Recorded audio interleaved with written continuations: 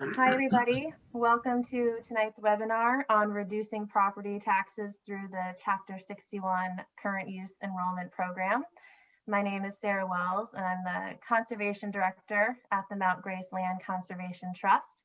And I'm very happy to be joined tonight by all of you, but in particular, not one, but two foresters. We have Chris Capone, who's with the Department of Conservation and Recreation as a service forester, and we have Rich Valcourt, who's a consulting forester who works directly with private landowners. So I am looking forward to hearing both of their perspectives here tonight. And to get things started and have a bit of a warm up with using the chat function, we hope that you will go ahead and let us know if you currently have any property enrolled in a Chapter 61 program. And if you do, if you want to let us know which one, whether it's for forestry, agriculture, or open space. And if none of those terms sound familiar yet, then that is okay. We will be talking about it a great deal as we go. And feel free to be entering into the chat as I run through this introductory information for the next minute or so. Tonight marks the fourth webinar in a 7-part monthly series that we've been doing.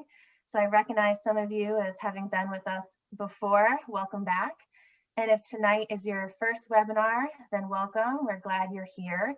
If you are curious about any of the previous webinars, all of them are available as recordings on the MassWoods website, and there's a link in the upper right-hand corner of the screen.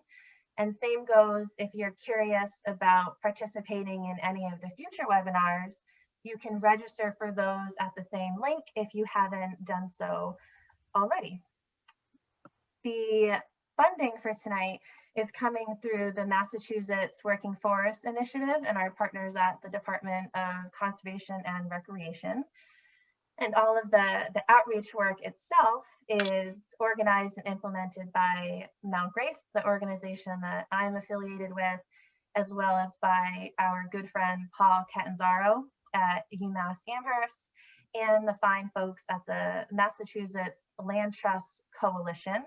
And I also have to mention the dynamic duo of Kate Sutcliffe, our Terra Corps member with Mount Grace, and Olivia Lukasik, UMass grad student, who put in a lot of work behind the scenes to make these run as smoothly as possible. So thank you both. Now, Chapter 61, I'd say, is a perennially important and popular topic. Everyone always has good questions about it, I think for good reason. But we wanted to give a little bit of framing about why we're devoting a whole workshop to it. So this webinar series, again, it's focused on conservation-based estate planning. And we really see the Chapter 61 program as being such an important and local tool because it helps keep land intact. It keeps it in a natural state for a set period of time. And it helps land become or stay more affordable for a lot of landowners, including my family. And this is actually where I live, on a farm in Orange. This land has been in my husband's family for a few generations. And we have a good deal of flat developable frontage along both sides of the road there. But thankfully, we have all of those hay fields enrolled in Chapter 61 for agriculture. And we have all of the surrounding woodlands in Chapter 61 for forestry. And because of that, we see about a 90% reduction in our local property taxes. And that is pretty important because that would be a significant tax burden for us if it weren't for the Chapter 61 program. We also wanted to dedicate time to talking about it because while it is a temporary form of protection where the program lasts either for a year or 10 years and then can be renewed. But even with that said, it's often a stepping stone for folks who are interested in thinking about permanent conservation. And it is fully compatible with the most common tool that land trusts use to protect land, particularly when landowners want to keep owning it. And that tool is the Conservation Restriction, or CR, and it is going to be the primary topic of our next webinar in February. So if you were interested in that, then we hope you will join us next month. Hard to believe that's already next month. And finally, I just wanted to mention this booklet about Chapter 61. I'm biased, but I think it's a great resource. It's comprehensive, but it's also readable. And we sent out a link to this in one of the registration emails, and we're going to send another link in the email to everyone after tonight's webinar. And it's also available on that MassWoods site. So if you haven't been on MassWoods to poke around before, then highly recommend checking out that website. There's a lot of good stuff there. Okay, so before I pass things over to Chris, Olivia is going to launch our one and only poll tonight. We are curious about what you are most interested in learning about tonight. And if you don't see your primary reason listed, then you're welcome to also put that in the chat if you want to share it with everybody. And as we're giving folks some time to think through that, I also wanted to just mention how tonight will work. So we'll start with Chris, and he will give the ins and outs of the program itself. We'll have time if there's any clarifying questions for him, and then we'll go to Rich to share his perspective and advice about what it's like from his angle as a private consulting forester. And then really the bulk of the time tonight, we're trying to reserve and keep open for your questions and for discussion. So some of you submitted questions ahead of time, which is great, and we shared those with Rich and with Chris. But of course, as always, you are welcome to add questions whenever you have them into the chat. And then later on, I'll let you know when you're good to unmute yourself and ask questions directly. So with that, Olivia, if you want to share the results of the poll. Cool, that's a pretty clear majority of folks who are interested in just, how these property tax reductions work. So I think that is a really good segue into jumping right into Chris's presentation. So if you want to go ahead and share your screen, Chris, then that'd be great.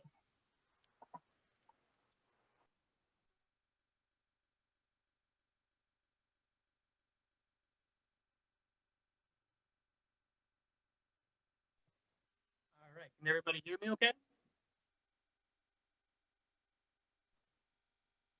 I think so. Keep rolling. Okay. Yes. So I apologize. I'm having some issues with my video feed tonight, so I won't be able to display myself, but it's okay. Mostly going to be focusing on the PowerPoint presentation here anyway. So as mentioned, I'm a service forester for the Department of Conservation and Recreation. There's 11 service foresters in all throughout the state. We each have our own region that we cover. My region consists mostly of southern Worcester County, and it covers about 20 towns in all. So as a service forester, one of my responsibilities is administering the Chapter 61 programs in those towns. So tonight I'm going to be doing just kind of a basic overview of the Chapter 61 programs and hopefully kind of give everyone a better understanding of how the programs work, who they're best suited for, and what kind of land types they might be best suited for.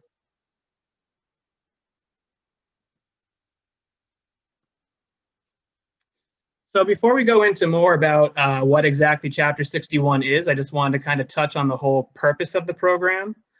So as we all know, tax rates are steadily rising and are likely going to continue rising into the future. So Chapter 61 is what's known as a current use tax program. And its purpose is to make owning forest land or agricultural land more feasible by reducing the property taxes on that land. So having lower tax rates on undeveloped land like farms and forests makes it much more affordable to keep that land and keep it in its current state. So Chapter 61's purpose and goal is ultimately to keep land undeveloped while improving the quality and health of forests and crops that are growing on that land.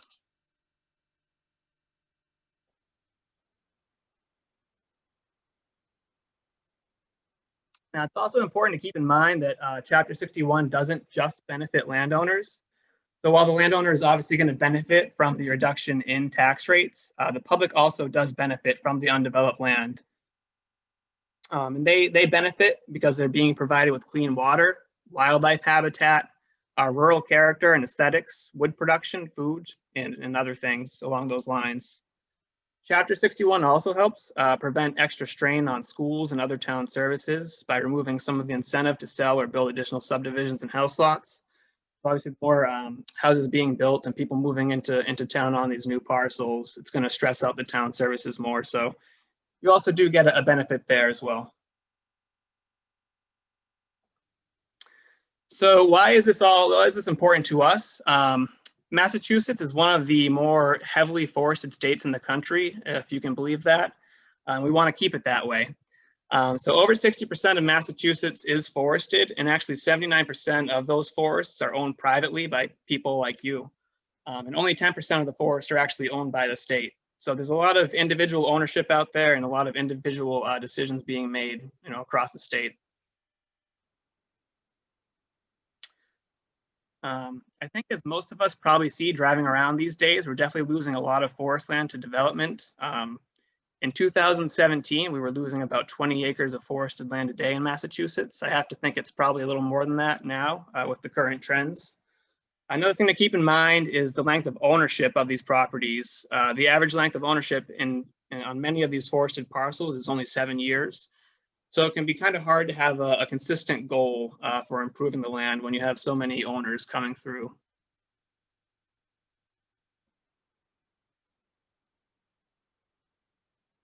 Zooming out a little bit, just kind of taking a look at the New England landscape, you can see that we're not alone with this trend. All the states in New England are losing forest land every day. And so Chapter 61, it just kind of helps to offset this some, or at least slow it down. So getting back into what exactly Chapter 61 and current use programs are. Current use tax program taxes your property based on its current use rather than its potential value. All right, so most properties that aren't in a current use tax program are likely being taxed under Chapter 59, which is based off the commercial value of a property.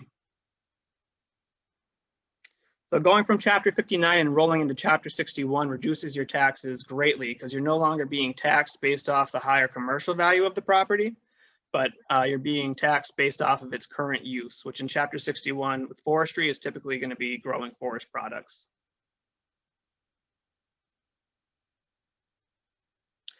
So there's a few different variations of Chapter 61 programs. Each variation is kind of suited best for different types of open space.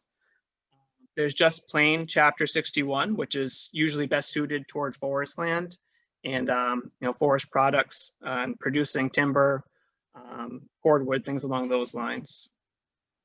There's also Chapter 61A. That's best suited for agricultural or horticultural lands. And lastly is Chapter 61B, which is more geared for recreational land. And it can really include a few categories as to what can be considered recreational land. So we'll kind of briefly touch on some of the details and requirements of each of the programs, starting with Chapter 61 for forest land.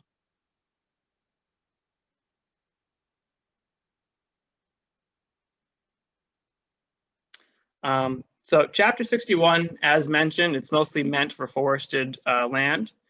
In order to qualify for enrollment in Chapter 61, you need to have a minimum of 10 acres of forest land. So any portions of land on your property that aren't forested, areas that might contain a lawn, a house, sheds, shrubs, things like that, that does not count toward the 10 acres.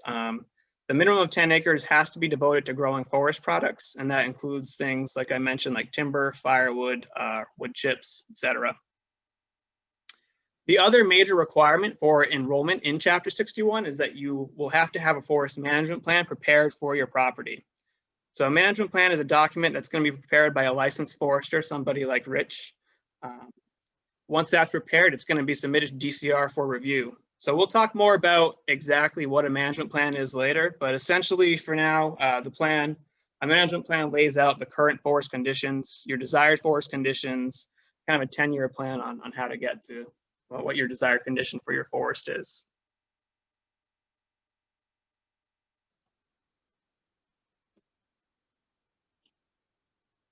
So moving on to Chapter 61A, that's the next kind of variation of the Chapter 61 programs.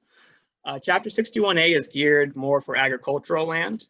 Unlike the 10-acre minimum that you have in Chapter 61, you actually only need 5 acres to enroll under Chapter 61A. Land must be devoted to agricultural or horticultural use in 61A, and you need to refile with the assessor's office annually to continue certification through the 10-year period.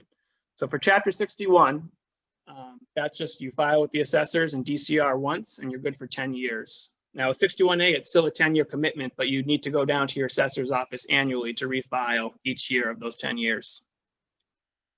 When you do go down to do that, you'll also need to show an annual gross sales of agricultural products of at least $500 for the first 5 acres of land you have enrolled. And then for every acre on top of that, you'll need to show another $5. It's also important to remember that forest land can also be enrolled in Chapter 61A, but in order for it to qualify, it does need to have an existing forest management plan. So forest products are considered an agricultural crop, but as mentioned, you need to have that management plan to kind of schedule when to harvest. It's not like an annual crop like most that you see under 61A. Obviously, it has much longer rotations on when the harvests occur. So lastly would be Chapter 61B. 61B is geared more for recreational land, and it can really be wide-ranging in what's included. As you can kind of tell by the definition here, it can be land either retained as substantially natural, wild or open condition, or recreational use, or in a managed forest condition, or pastured condition. So a lot of different properties can fit into that category. It must be 5 acres or more to qualify. And same thing as with 61A, you need to go to the assessor's office annually to keep up.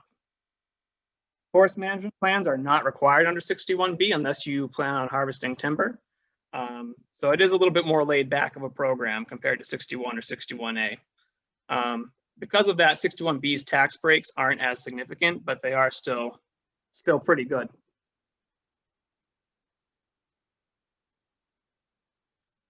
So now we'll kind of look at some real tax rates taken from different towns around the state, just to kind of see how this works.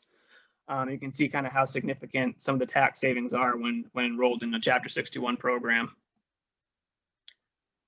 So these are just a few different towns. I'm in Phillipston right now. I use that as an example. So if you have 72 acres in Phillipston, if you're under just Chapter 59, not being in any 61 program, you'd be paying about $2,961 in 2017. So if you were to enroll in Chapter 61 that same year, you'd only be paying $73.73. So compared to that, nearly $3,000, that's a huge tax savings. You can see it's the same thing for 61A. But for 61B, you can see that you're paying $740 rather than $73. So 61B, what that is, that's going to give you basically a 75% reduction in your tax rate. That's just a standard 75%.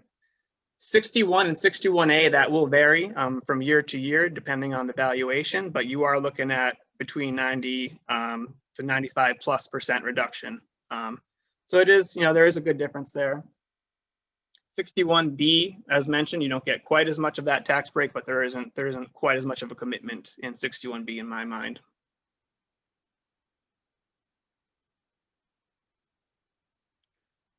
So now kind of talking a little bit about forest management plans. You've heard me refer to them a few times already. They are a requirement to enroll forest land in Chapter 61 or 61A, and again, sometimes 61B if you are going to be harvesting. So a forest management plan is going to contain landowner information, just basic information on landowner name, contact information.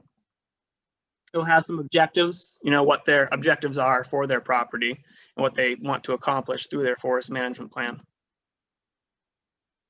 It will describe the current resources on the property, so kind of your average tree size on the property, what tree species might be present, how dense your forest is, what types of soils there are, ground shrub species, things along those lines. It'll also describe your resource areas, and there are maps associated with these forest management plans, so they will map out where your wetlands and streams, vernal pools might be located on your property if you do have any. And then another part is the 10-year management recommendations. And those are kind of the recommendations that your consulting forester will give you to kind of meet your objectives for your land. And again, as mentioned, you will have some maps of your property and the surrounding area included in that. So a basic Chapter 61 management plan is really made up of 4 different sections or components. So the first section is your front page. And this really just holds all the basic landowner and property information, the address, town map and lot numbers, acreages, contact information, just the basics. The next section is called stand descriptions. So this contains a current description of your forest. So when you have a forester go out into your forest to prepare one of these plans, they'll break your forest kind of into similar sections for the plan, and they'll call these different sections stands. So each stand of your forest will have their current conditions described, such as tree density, the average tree size, how much volume you have per acre, things like that. Now you also have the management practices section, and that will provide you with a plan to get kind of from where your current forest conditions are to wherever your goals may be. Some pretty common goals that I see would be being able to produce more cordwood, having better hunting grounds, being able to increase timber production, things along those lines. And then lastly, the last kind of component of your basic forest management plan will be your maps. And these maps just kind of show the general property location. There should also be a more detailed map that shows stand locations, and it'll kind of show which portions of the property might be enrolled in 61 or which might not be.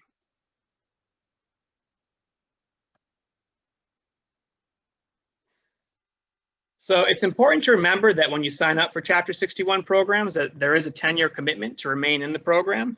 At the end of the 10 years, the property can be pulled from Chapter 61 with no penalty. Things basically go back to the way they were as if you were in Chapter 59. But under Chapter 61, a landowner has to refile every 10 years if they want to remain in that program. And then, as mentioned before, under 61A or 61B, it is a 10-year program, but you need to refile annually to maintain your classification in the program. So there are penalties if you withdraw early. So penalties may apply when you withdraw from Chapter 61 programs early before your 10-year period is up. If all or a portion of the property is converted while enrolled in Chapter 61, penalties might apply. It's important to remember that Chapter 61 programs, when you enroll, it's not tied to the landowner, but it's actually tied to the land itself. So you're not signing yourself up for 61, but you're signing the property up essentially for the 61 program. So if withdrawal penalties are applicable, you would have to pay either the rollback taxes or what's called a conveyance tax, whichever amount is higher is going to be due. And we'll kind of talk about those a little bit more.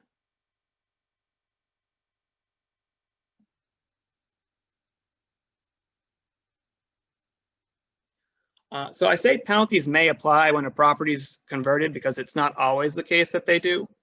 There's really a lot of kind of ifs and buts when it comes to Chapter 61.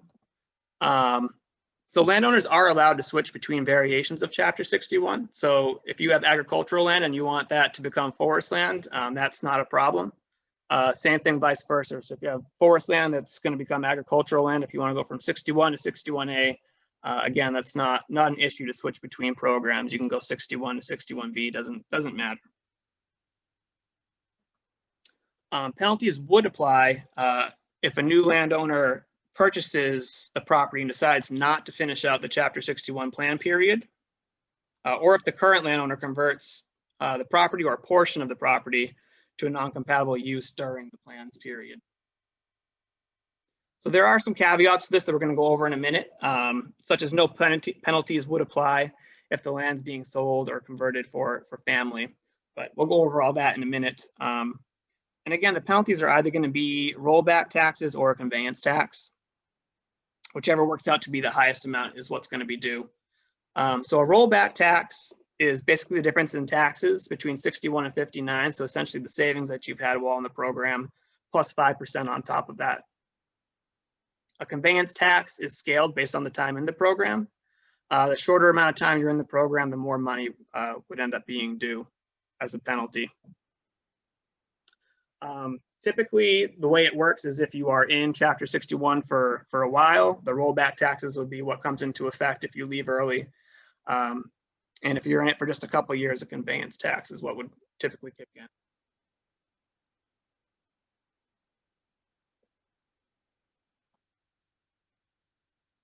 So another piece of the process of withdrawing early is the right of first refusal.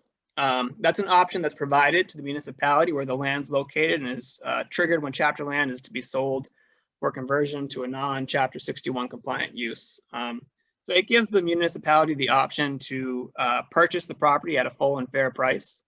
The town has 120 days from the time of notification to act on this. If the land's sold, the town can meet a bona fide offer to purchase. And if it's converted, the town must hire an appraiser to determine the value.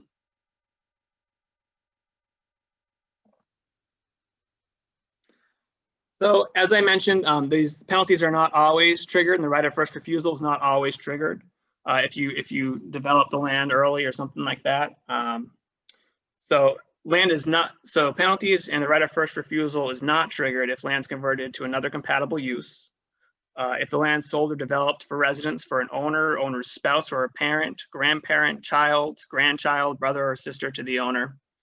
Also, what would be allowed is a living quarters for anyone that might be fully employed in managing the forest.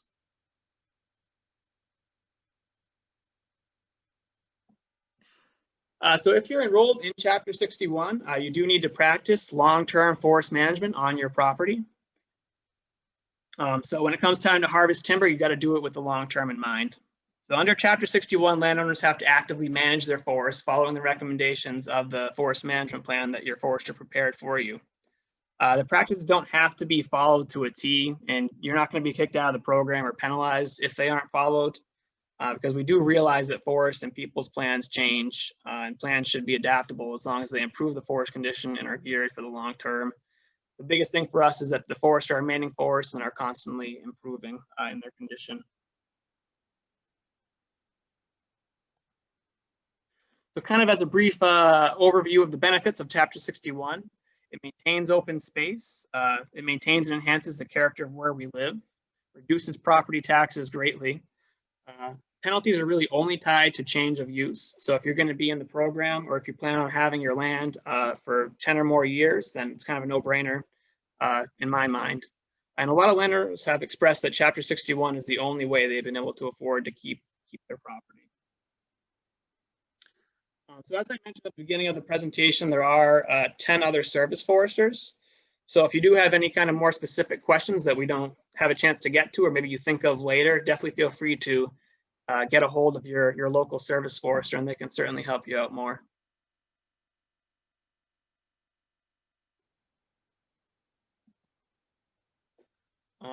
And this is just a quick kind of program overview. This is actually taken from the booklet that Sarah linked. I think this is a great kind of snapshot of all the 61 programs. So you can kind of look across this and get kind of a good overview of each program and how they compare and see which one might kind of best suit you and your land.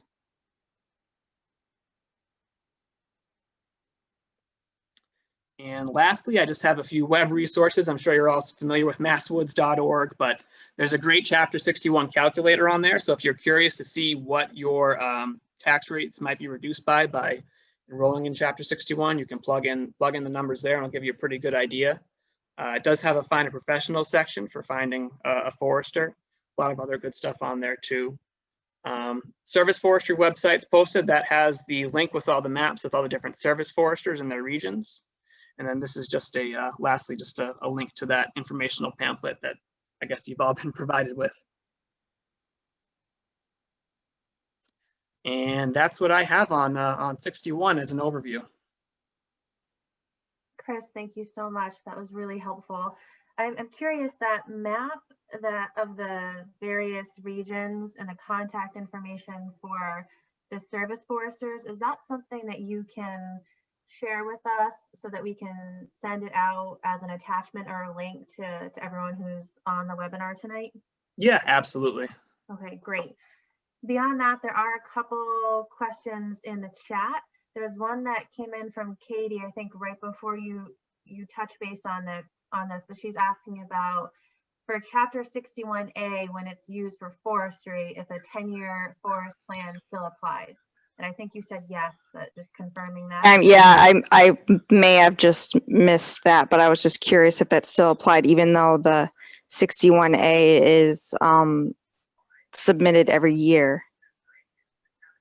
Yeah, yeah. So you would, if you have forest land enrolled in 61A, then the forest management plan that you have for that forested portion would be good for 10 years.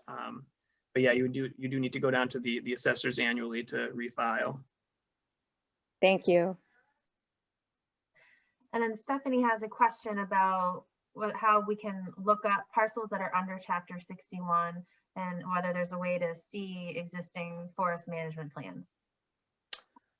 So yeah, there is a way. I know you can do kind of FOIA requests to request individual forest management plans if you are interested in them. You can always get a hold of your local DCR service forester. There's not really a way that I know of to check and see which properties are in 61. I know you can go to different local, assessors offices and look up property cards there and see, how they're being assessed. But aside from that, I'm not really sure of any other way to check and see. Okay, great. And then there's a question from Dave that actually came in first about the intersection between Chapter 61 forest management plans and new things like the developments around carbon sequestration. So Chris, I'm curious what you've seen, and I think this would be a good question for Rich as well. Yeah, I know that that's becoming more of a popular topic, obviously, and it is being worked more into forest management plans and becoming a bigger piece of them. And I think that they're actually, I'm not sure on this, but I believe that the requirements for forest management plans are being reworked currently. And that's going to kind of become a mandatory piece of management plans as far as I know. So to follow up, if it's okay, Sarah, I would just say, or ask Chris if we should be thinking about revamping our forest management plan. We wrote it before the carbon sequestration thing came up, and so it didn't mention it in our original plan. Should we work with a forester to put it in so that our plan is a little different than it started out? Is that what you might recommend, since we really do want to build in the carbon sequestration? Yeah, if that's something that's important to you, I would definitely express it to your, the forester that you're working with. It certainly can be worked into your plan. I'd recommend it if it's something that's important to you in your property. Absolutely. Okay. And I'll shut up after this, but so that might mean that the balance of our 150 plus acres might shift a little bit between activities like thinning and harvest versus reserves for sequestration. In other words, the whole recommendation might shift a little because of that. Yeah, it certainly may. There might be kind of more, as you mentioned, kind of reserves on the property that just aren't touched, and kind of more other areas that are worked more traditionally. But yeah, absolutely. I know that there are different foresters that are better trained in carbon sequestration too. Oh, and how would we find out about those folks? If you want to shoot me an email, I can get back in touch with you with a list on that. Wonderful. Do you want to put your email in the chat, or is it somewhere else already? I can certainly put it in. Thank you so much. Thank you, Chris. Thank you, Sarah.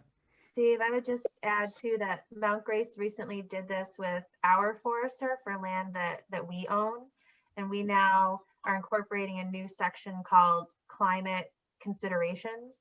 And for each proposed management activity, our forester will run through the effects on both sequestration and carbon storage. So I think we're grappling with the similar questions that you are. But Rich, I don't want to skip you in this. You want to add anything to that? You have to unmute, or you? With regard to carbon sequestration, I mean, that's something that would be added into the plan for the landowner's request. I mean, and we don't deal with that a lot per se, myself and my son as consultants. I don't know how you could even find anybody who specifically does that stuff. But it's coming along as information comes out. And I understand what he's saying. There may be portions of the property that they want to put into it and reduce or eliminate the forest management stuff. Yeah, but I think that starting with a conversation with your current forester, if you have a relationship with one, is a great start. Right, that's a good start. Yes. Thank you. Fantastic. Thank you. Great, good question. Okay, so there are a few other that have come in the chat, and we'll see how far we get in a few minutes before we hop over to Rich, and then we'll circle back, and definitely don't want to skip any of these. So there's a question from James, whether the town tax assessor has the authority to increase tax bills unilaterally for land under Chapter 61 by saying that a portion of the land is being used for a non-compatible use like recreation or camping. Chris, do you have thoughts on that one? Yeah, that's a tricky one. I'm gonna probably say no on that. I don't think that they can make that determination. It would depend though. If it's 61B and you're just dealing with the assessor, I suppose they could, but if you do have a forest management plan on file with DCR that certifies that acreage, then that would be pretty solid. Yeah, we do, and we had a real problem with it where we didn't even cut any trees, to clear, to make a space for the tent site, but we had the town come after us and increase our tax bill just because we pitched a tent. So trying to figure out who to go to and how to handle it. If I could just maybe add a little bit to that. I mean, it's been my experience with that is the state forester is the one who is responsible for certifying the plan. And if he certifies the plan to the assessor, I believe they are supposed to classify it at that Chapter 61 or 61A rate. If they have a question on as to whether or not the use of the land is compatible, then the process would be that they would appeal or go back to the state forester and ask him to review the site and make the connection that way. And I know some towns do take charge on some of those things and they think they can do whatever they want but actually the Chapter 61 and 61A stuff is controlled by the state service forester and the certification and the certificate that gets produced. Thank you very Right, much. yeah, so if you have that certificate, your service forester signed, I'd say that would, like I said, pretty solid on that as far as your acreage. Yeah. Thank you. Good luck, James. Sorry to hear that. And Kathy has a question, Chris, about whether a land survey is required in order to sign up for 61. No, you don't need a land survey. A requirement of 61 is to have your property painted and blazed. So you do need to eventually have your boundaries located, but it doesn't need to be any kind of survey or anything like that. Your consulting forester can go out and determine those boundaries, and that's good enough for 61. Thank you. And my buddy Bob Hatch would like to know what happens if the plan is not updated yearly or every 10 years. Yeah, so if you don't, so under 61, if you don't turn in a new plan at the end of the 10-year period, you'll just be removed from 61. Your certification will end. Now under 61A and 61B, that would be, I think, up to the assessor. They could probably pull you from the program if you don't refile. But again, that would be kind of, I believe, up to the assessor.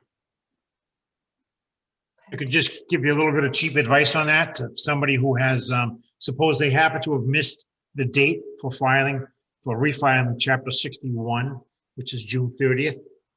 Well, what they could do if they were interested in staying in the program, because that does happen, because I know every year, the last 2 weeks of June, where you get a 911 call, Rich, I forgot all about recertifying this property. What can we do? Or it'll be into the first week of July, where they'll say, geez, we forgot to recertify the thing. Well, many years ago, the state foresters had a little bit of flexibility with the filing times and deadlines and things, and that's kind of gone. it's like, if you don't file it by June 30th and it's not date stamped by June 30th, then you can't get into the program. So the suggestion we would make was, okay, this is what we do. We'll do the recert on your plan. You can recertify your land, but recertify it under Chapter 61A, because now the filing deadline for 61A is October 1st. So you gain a period that'll keep you in the program instead of having to jump out for a year. And if you were to do after that, if you would stay in the 61A for a year and then just do an amendment to your plan and drop back into, amend the plan to get you back into 61. Okay, If great. that helps anybody. Okay, and there's a chapter, sorry, a right of first refusal question about whether it goes away after 10 years in Chapter 61B, even if you stay enrolled. So yeah, if you finish your, if you finish the 10-year period, there's no right of first refusal. That would not be triggered if you finish the 10-year period. But yeah, if you were to pull the property, out of the program beforehand, that it could be.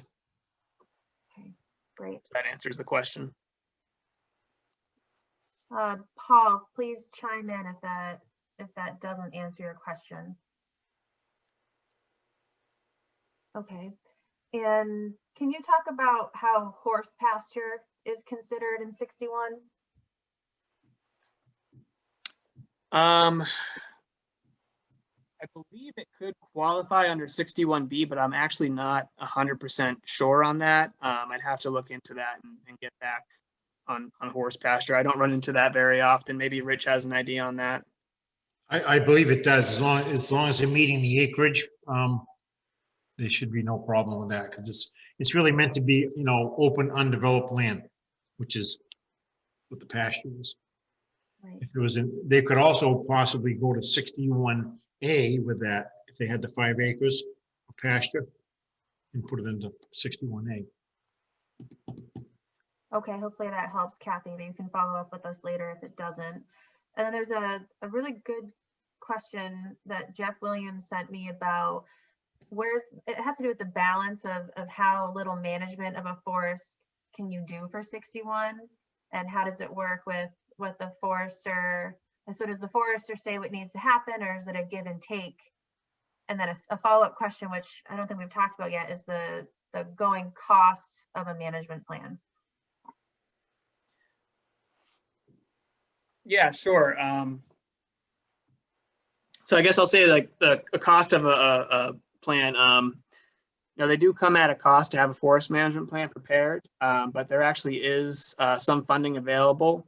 And it depends on when, when you hit it. It does go pretty quickly. But I do believe there is still funding available through the Forest Stewardship Program, and you can actually have what's called a Forest Stewardship Plan written for you. And that's basically a forest management plan, but kind of like almost a step above. It has a lot more information than your basic forest management plan. And so that will be paid for to be written for you. It's a reimbursement, the way that works. So that's always an option. And then what was the original question? Sorry. Had to do with the balance of how much management needs to happen. And there's a similar question about that too, about, how does it work? Is there harvesting that's mandated? Okay. So yeah, so we do like to see active management, on the property. Harvesting isn't mandated, although eventually, we do like to see a harvest occur, but it really depends on the forest. Sometimes the forest is just, it's too young to harvest, and it might take 20 years to get into a spot where you can harvest it. So you might go 10 years with no harvest, and then maybe in your second, enrollment period of the next 10 years, you might have a harvest then. So the important thing, I think, to us is just to see that, it's still forested, you're not converting it, and that the conditions are improving. So like I said, we do want to see some management, but it depends on what's written into your plan, what you discuss with your forester, and we understand that things are always changing in the woods. You might plan for a harvest and things just don't work out. it's possible that you have a harvest all prepared and you just can't find anybody to cut the wood or something like that. So we understand that things do arise. You're not going to be kicked out of the program. It's pretty lenient there.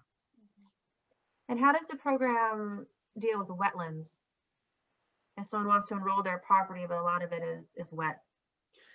Yeah, so there is what's called accessory land in the Chapter 61 programs.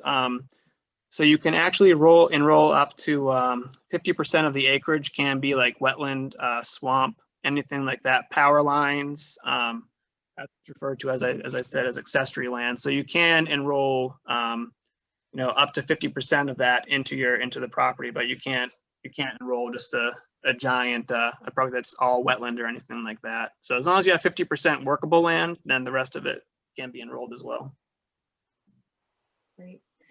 And there's another question from James about whether tent share activities like tentrr.com are compatible with Chapter 61. Or maybe tenter.com is the hip way to say that. Yeah, that's a good question. We're kind of seeing more and more of that, and I don't know if we actually have a formal decision made on those kinds of activities. So I don't know if I can answer that right now. Okay, fair enough. And then there's a question about the carbon sequestration we mentioned earlier and whether that's a new benefit option. And my understanding is that it's not baked into the forest management template as is, but it's something that individuals are choosing to include at their discretion with their private forester. Is that correct? Okay. Correct. Yeah. So it's not at all a requirement of the program. They're talking about maybe in the future it could be, but as of now, it's not a requirement. It doesn't need to go into management plans. But as I mentioned, if it's something that interests you, I definitely talk to your consulting forester about it. Yeah. And then there's another question again about checking to see how or whether lands in 61. I think the advice was to follow up with the service forester for that region. And I recognize I'm bouncing around in these questions, so maybe people are already satisfied that they've been answered. Just trying to cover everything. I think we're going to switch to Rich, but I'll just point out, Rich, that there are some more questions about the cost of re-enrolling, if there is one, and the length of time it takes to get a plan and to file it. Okay. So if you could touch on those I'll things. touch on that. Sure. Yeah, and then Chris, if you wouldn't mind scanning through the chat and kind of filling in and addressing any questions that I may have inadvertently missed, and then we'll circle back in a few minutes as well. Otherwise, thank you, Chris, so much. I learned things, and I'm excited to hear from Mr. Valcourt. Okay, thanks, Sarah. Chris, great job. Lots of info there. Hopefully everybody picked up a lot of that stuff. And Sarah, thanks for inviting me to participate in the workshop. Really appreciate it. But my name's Rich Valcourt. I work with my son, Rich Valcourt Jr. We are consulting foresters running under the flag of Valcourt Forest Resource Management. We're based out of Phillipston and Peterson, Mass. And just to give you maybe a little bit about my background, I am a retired DCR service forester. I've been gone for about 11 years now. I spent about 10 years in state recreation, 10 years on state forest lands management, and probably 12 years or so on state service forestry. So I got a pretty wide variety of experience under my belt. But currently right now we're working as consulting foresters. He was not retired, but an ex-Forest Service guy from Pacific Northwest, my son was, and he's back here. We're working together, kind of enjoying it. Some days I think he's trying to kill me, but I don't know. But at any rate, I mean, I guess to pose the question of, what's the role of the consulting forester related to Chapter 61? And the key to getting into Chapter 61 with forest land or 61A is you must have a written forest management plan. The plan is written to a format that is made up by DCR, and there are certain information aspects that must be supplied. And Chris did a pretty good job touching on the plan. And without that plan, you cannot enter into the program. The plans are written for 10-year periods. And generally, what it is an inventory of what's growing on the property, what type of trees, how thick is it, how old is it, what's the condition of it, what's the forest health of it. And it's all, captured in that plan.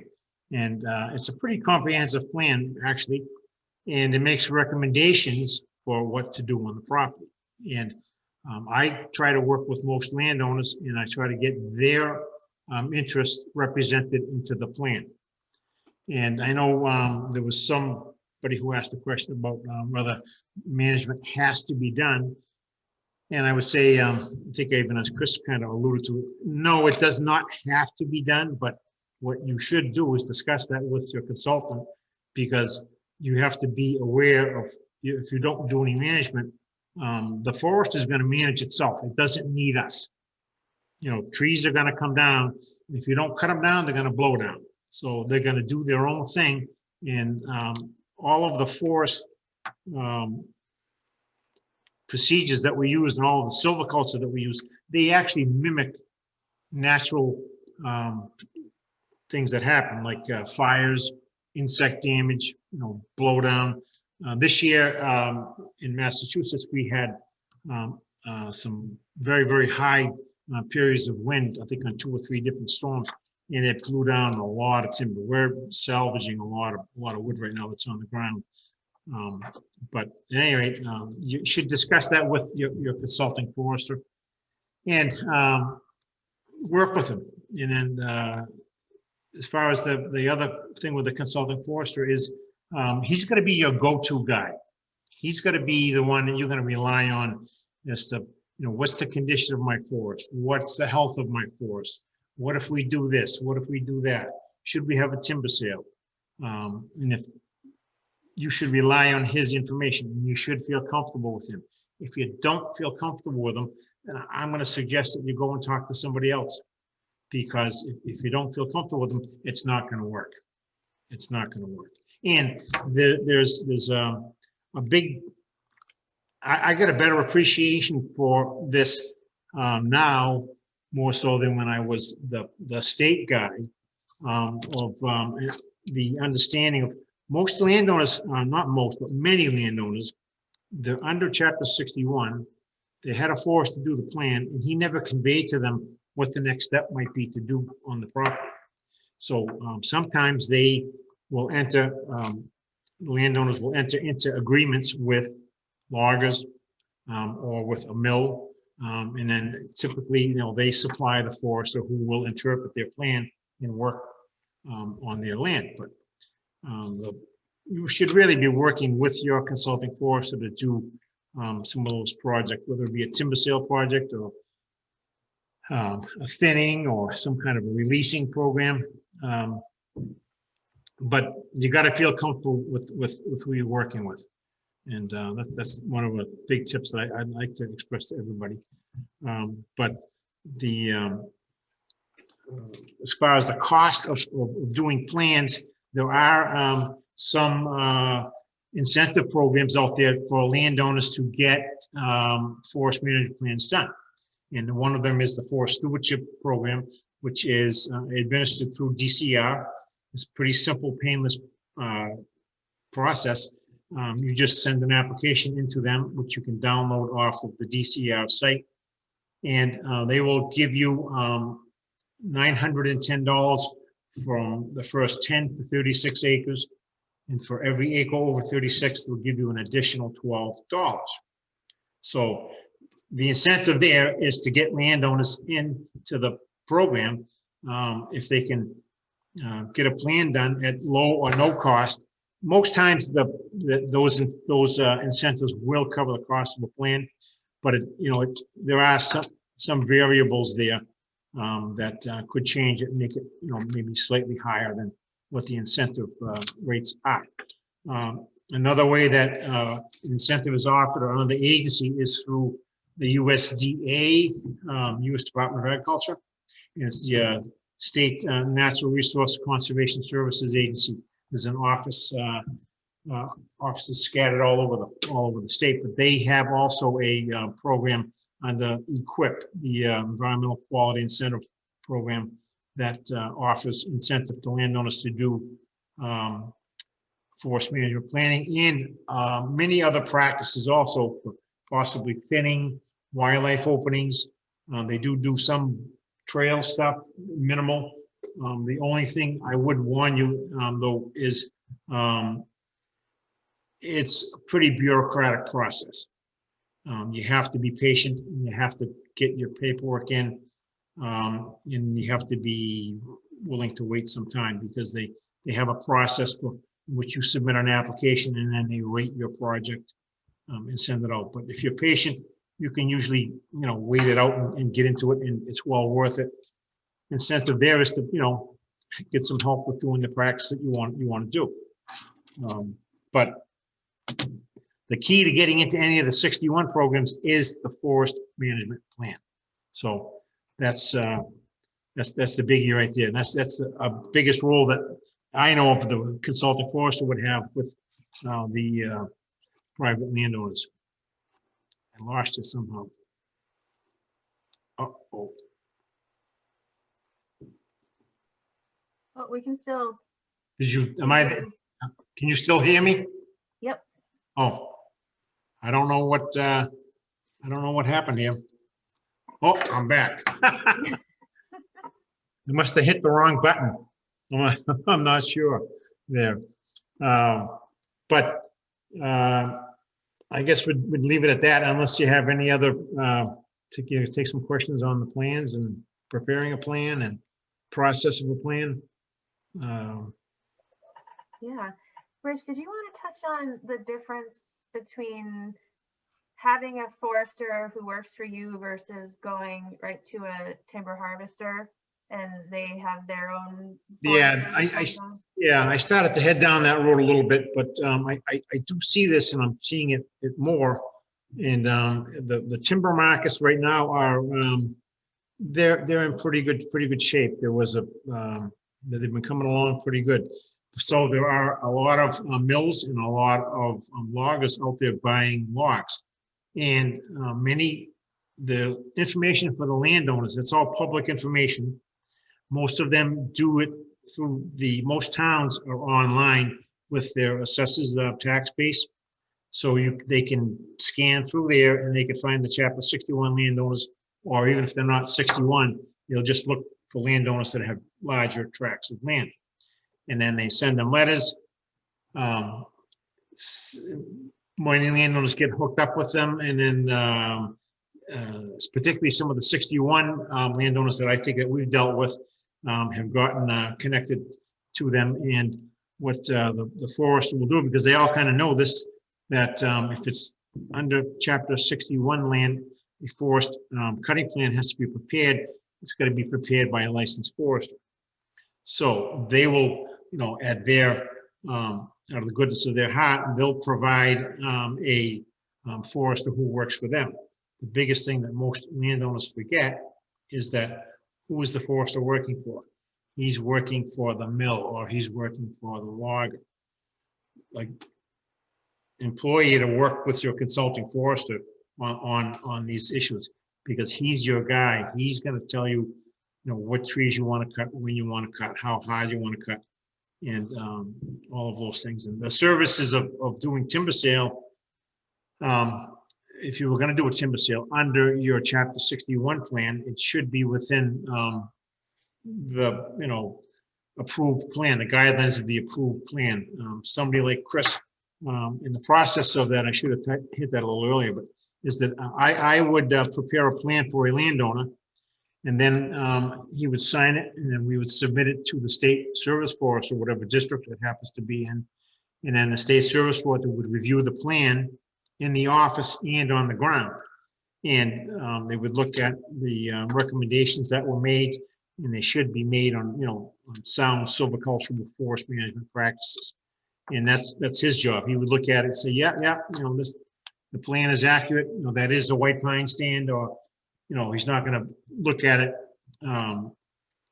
completely from every stand from head to toe, but he's gonna look at it, make sure it meets the guidelines of the program. He's gonna make sure that they're making sound recommendations on the property. And so that's the checks and balances there. You know, the service forester goes out and then he has to sign it, and then the regional person signs it. We produce a certificate. You get a certificate that says that the land is now classified and certified under Chapter 61 or 61A. So. Good. And you probably expect I give you a hard time for this at some point, but occasionally it is a she. Yes, correct. All right. Yes, it is. It's a she. Okay, and then there's some good questions about the order of contacting a consulting forester first versus going to the state service forester. So you want to touch on that a little bit? Sure.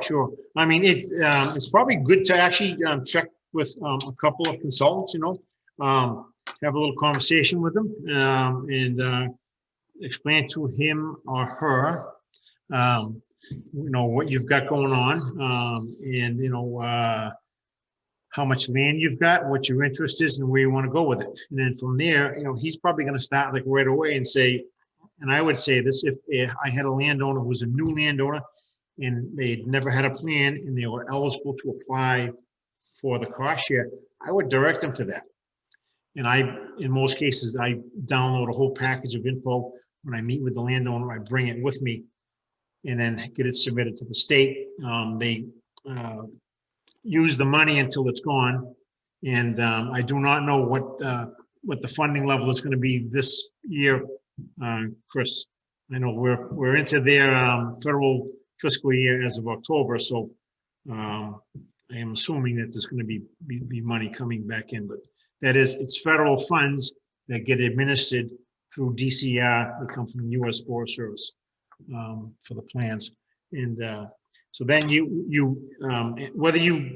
most landowners, whether you got approved or not, are going to enter into the 61 program. So then you would just make arrangements with the service for the private forest consultant forester to set it up and do your plan. And you know, of course, you're going to be within the guidelines of time frame of getting it submitted. For Chapter 61, it's prior to June 30th. 61A, it's October 1st. And then you're eligible the next tax period, beginning of the next tax period. So it's like really almost a 1 year lag by the time you get into it. And it's going to be before you see any benefit on your taxes with that. But, and then from there, once you would hope, or we try to work with the landowners to get their interests represented on the property. And, you know,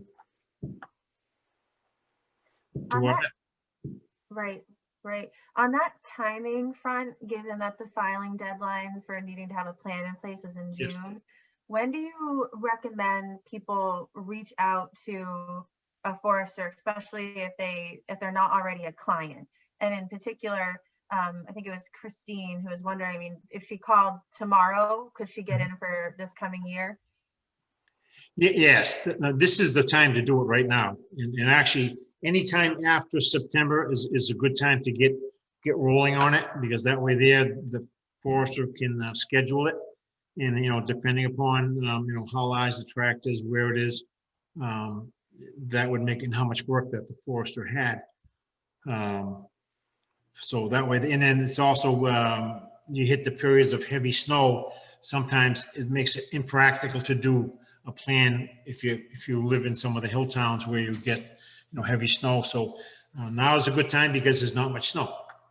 And if somebody were to make, say, an arrangement with us, we would probably return a call to them, and within a couple of weeks, we'd be on it. Great. And do you have advice for finding timber harvesters? James is mentioning that he's had a hard time finding people who have availability to do work for him. Yeah, and I would just, this is with the timber sales, and that's kind of our specialty, the timber sale aspect of it, is there's two ways of selling timber. You sell timber as on a lump sum basis, of which you put the sale together, you have a volume, and you've got the trees marked and ready to go, and you sell it as a package, and they pay for it in lump sum. Or on mill scale. The mill scale is becoming more and more popular now, in which, because they pay you off of what they send into the mill, and the contracts usually require them to supply the mill scale slips. So, but with the loggers, we try to match the logger to the job, the type of wood, the terrain, and his ability. So again, I would rely on a consulting forester and to help you with that. And in most cases, unless you're dealing with a very small amount of timber, I don't advise landowners to work directly with a logger, because you need somebody to look out for you. That's my take on it. If you need some recommendations, talk with your consultant or a consultant, and most consultants will even give you a free phone call. That's great advice. And Rich, do you want to weigh in on the question? It's come up a few times about what the average cost of a forest management plan is. And if there isn't a ballpark, maybe some of the factors and the range. The minimum is 10 acres, but what you have to think of, there's as much work in doing 10 acres as there is 40 acres. So there's not a big difference in that. That's kind of the breaking point for us anyways. Once you go over 40 acres, it gets to be a little bit bigger, because now you got, more time on the ground, more time in the woods. And with the methods that the forest management plan is done, we do an inventory in which we sample the forest and come up with some figures. So probably for a plan up to 40 acres, probably in the vicinity anywhere from $1,200 to $1,400, and then you start to move up into larger tracts. It depends on the track, depends on the terrain. If it's very steep, if it's a lot of factors there. So, and it's time, and usually we'll have an idea of how many hours it's gonna take. So we kind of figure our rate out into that. And occasionally we do it by our rate, an hourly rate. But it varies, a lot of variables. You can't say 10 acres, well, that's going to be $800.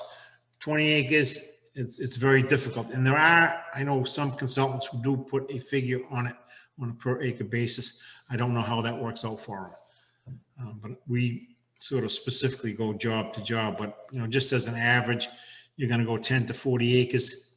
It's going to be around $1,200 in that vicinity, and you can get $910 back, plus a few dollars, so maybe almost $1,000 or $1,050. You can get a plan done for $150 on our end. That's but you move up into larger tracts, it's more money.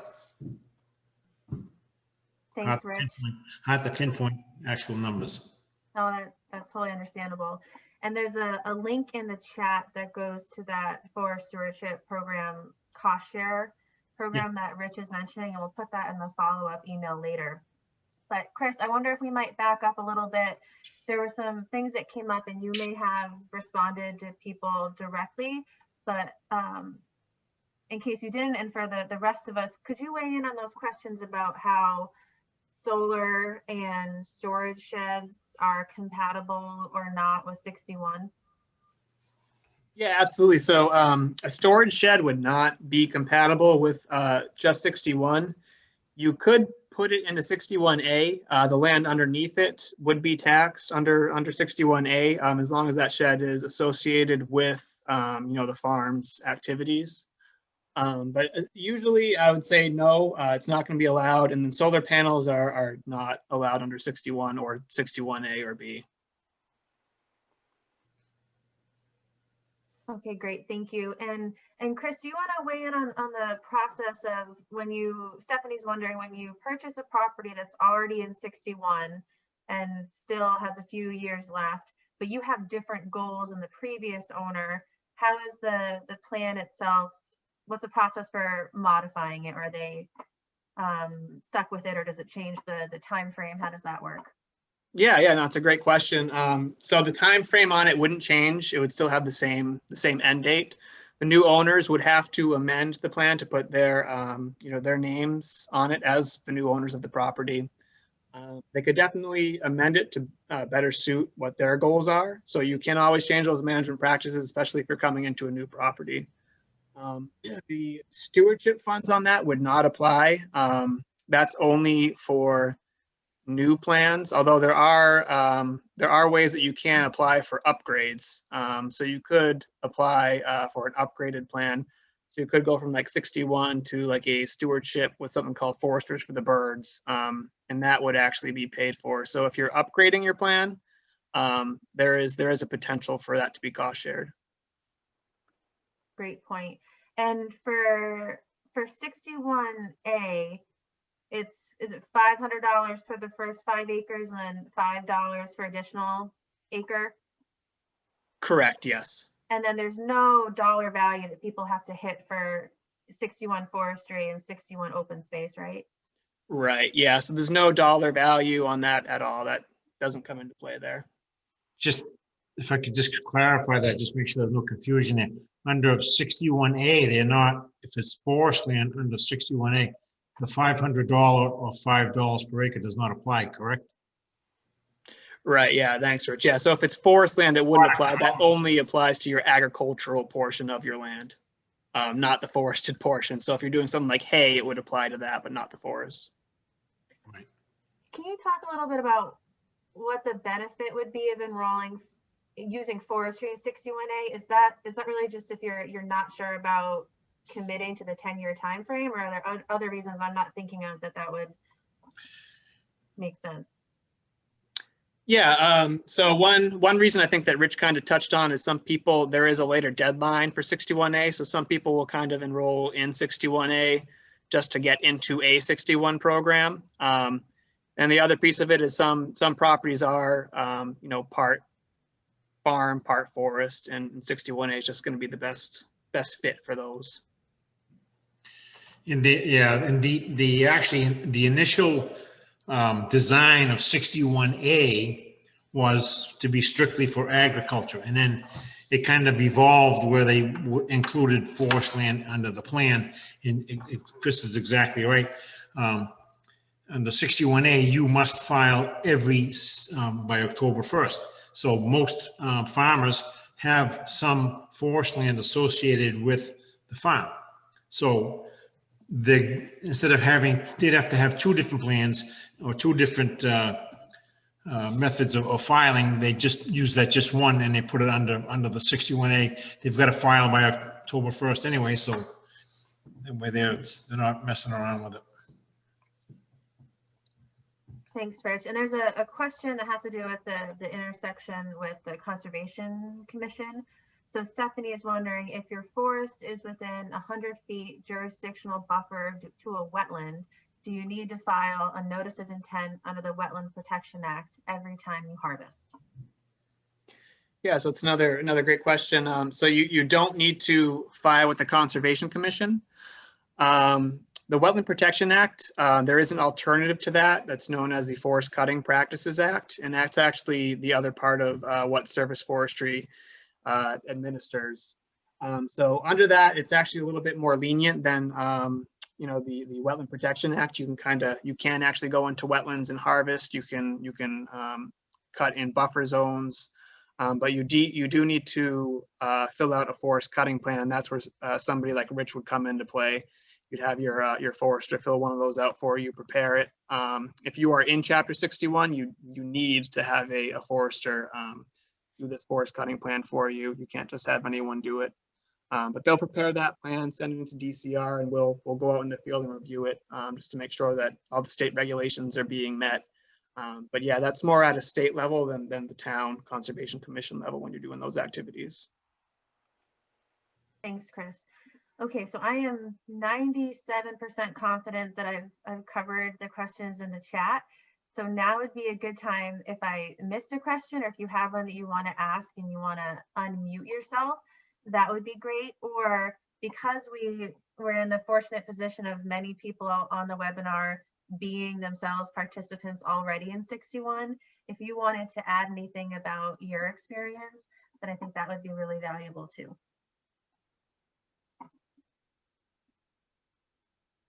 My name is Rick, and I would like to add a little bit about the process. My wife Janet and I are in the plan, 61 specifically. I think we're 4 years in right now. A question we ask ourselves often is, why didn't we do it earlier? We should have. I thought the interaction between the state forester and his recommendation as to, and it wasn't a recommendation. I understand that he's not going to point to any one private forester and say that you should contact this individual, but I thought the way the information was presented was most helpful. These are individuals who are used to working on tracks similar to what you've got. You may want to contact these three and let me know what you think.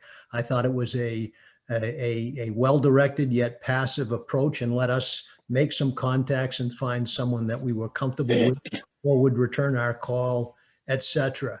Some of the timing from the development of a plan, in our case to a harvest, dealing with a town, at times it felt as if we were never going to get over the hurdle. We were never going to see, for instance, the harvest. We were never going to have the plan appropriately filed. But I think it's like all things, that with a little bit of patience and maybe a little bit of good luck, that came to fruition. And then you mentioned the equip. We were fortunate enough to have an introduction to the USDA. We had significant amounts of glossy buckthorn, to name one, and some other invasives.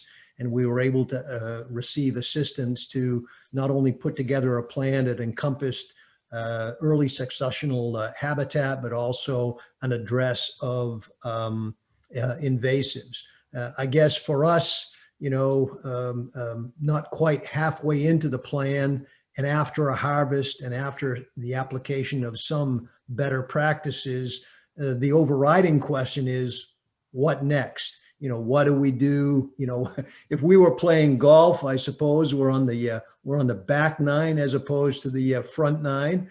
And, we've a family that is spread out. So what do we do to continue the plan? Where do we go after the first 10 years? I think those are some of the questions, but I found this most informative, and I hope I didn't take too much of your time. Rick, thank you for sharing that. I have to say, the one thing that we've been missing in these webinars is we usually feature a landowner who can speak directly about their experience. So I really appreciate that you're willing to do that. Great. Anyone else want to weigh in with a question or a comment or a prediction about when COVID will end? I'll take any suggestions. Good luck with that one. Yeah, Emily? Could I ask a question? Yes. This is really different from what you all have been discussing, but we have a property that's 12.5 acres owned by 5 of us.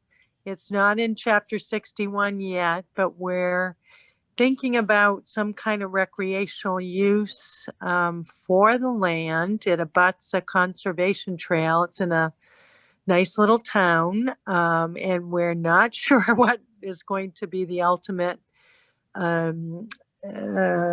disposition of the property, but we definitely want to reduce taxes. So we were thinking of possibly designating some of the land. There's not a big swath of property, but maybe a little of it for setting up a nature trail, something for children's program. So I don't know if it would be possible or feasible for us to, say, designate 5 acres of it for that use. We don't know how involved it is to set up under this program and whether it's feasible for us, by June 30th. So I don't know if anyone has any recommendation or input or my parents were both teachers. They're both deceased now, but they were super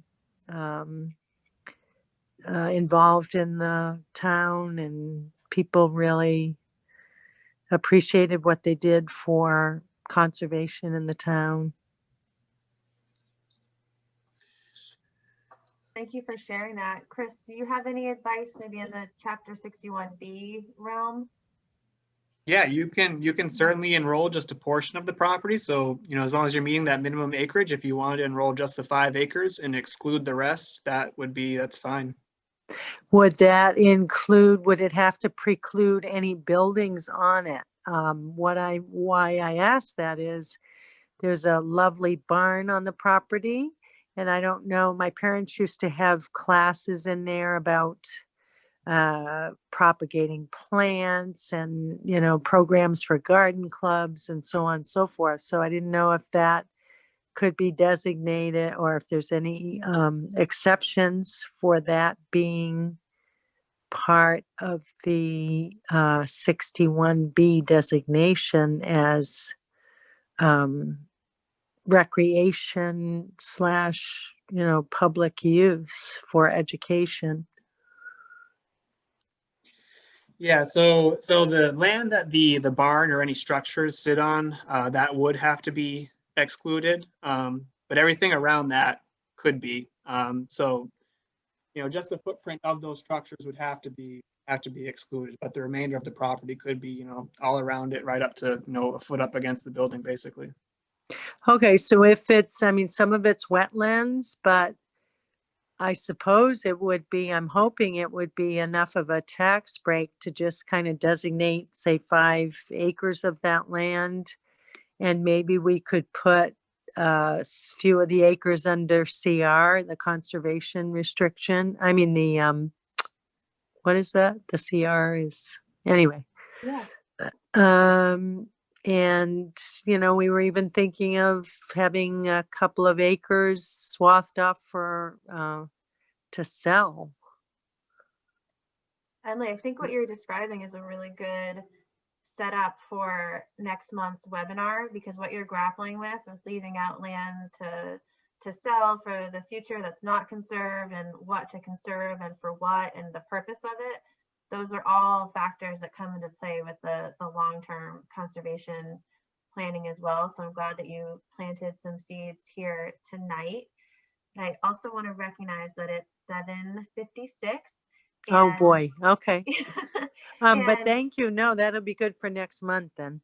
Yeah, thank you, Emily. And Kate has put together an evaluation that is very short, and the feedback is very helpful for us, that we can try to do programming that is meaningful and is actually useful to all of you. So if you could take a few moments to do that, we would really appreciate that.